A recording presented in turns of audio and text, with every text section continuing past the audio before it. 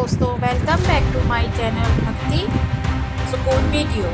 आज मैं लाई हूँ महाभारत की एपिसोड नंबर 2 की कहानी। तो ध्यान से देखते रहिएगा। एक प्रतिज्ञा जिसने पूरी दुनिया का इतिहास बदल दिया। क्या कोई इंसान अपने पिता के लिए अपना पूरा जीवन त्याग सकता है? तो चलिए देखिए मेरी आज की कहानी में भीष्म की भयानक प्रतिज्ञा।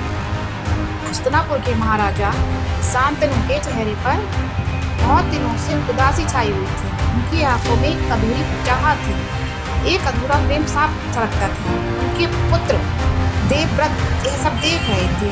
वो समझ चुके थे कि उनकी पिता के मन में कोई गहरी पीड़ा है। एक दिन उन्होंने मंत्री से सच्चाई जानी।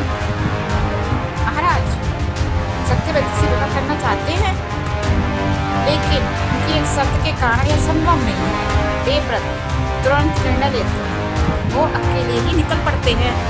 सत्यवती के पिता के पास अब जो होने वाला था वो इतिहास में पहले कभी नहीं हुआ।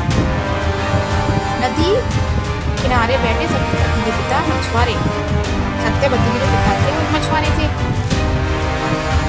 सामने देवव्रत खड़े होते, तेज आत्मविश्वास और ध्यान से भरे। वो का राजकुमार देवव्रत हूँ और मैं आपके सामने एक वचन देने आया हूँ। मछुआरा चौंक जाता है। देवव्रत आगे कहते हैं, मैं हस्तिनापुर के सिंहासन का त्याग करता हूँ। सत्यवती के पुत्र ही राजा बनेंगे। क्या कोई बेटा ऐसा कर सकता है? तो आगे जाए। यह सुनकर कुछ पल के लिए समय वैसे रुक जाता है, लेकिन फिर भी मछुआरे के मन में शंका थी। वो सोचता है, अगर देवव्रत के बच्चे हुए तो वे भी तो सिंहासन का दावा कर सकते हैं। और यही वो पल था जब एक फैसला लिया गया जिसने पूरा इतिहास को हिला दिया।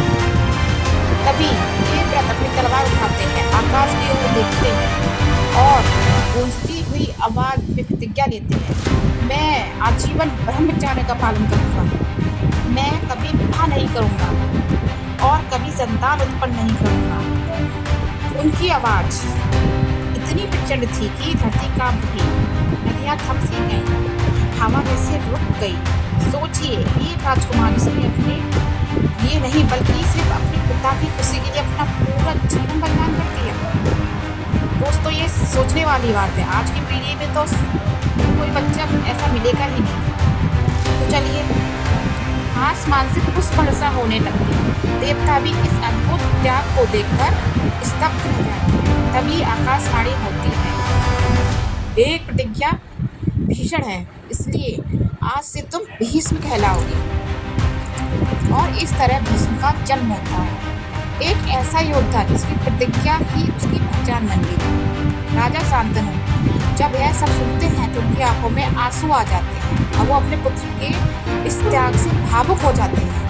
वो देवव्रत को वरदान देते हैं कि तुम्हें इच्छा मृत्यु का वरदान मिलता है, तुम जब चाहो तभी मृत्यु को प्राप्त हो सकते हो, वरना नहीं।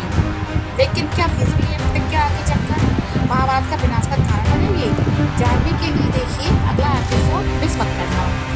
अगर आपको मेरी कहानी अच्छी लगी हो तो मेरे चैनल को सब्सक्राइब करें, लाइक करें और शेयर करें। धन्यवाद। मैं आपको ऐसी ही मोटिवेशनल स्टोरी लाती हूँ।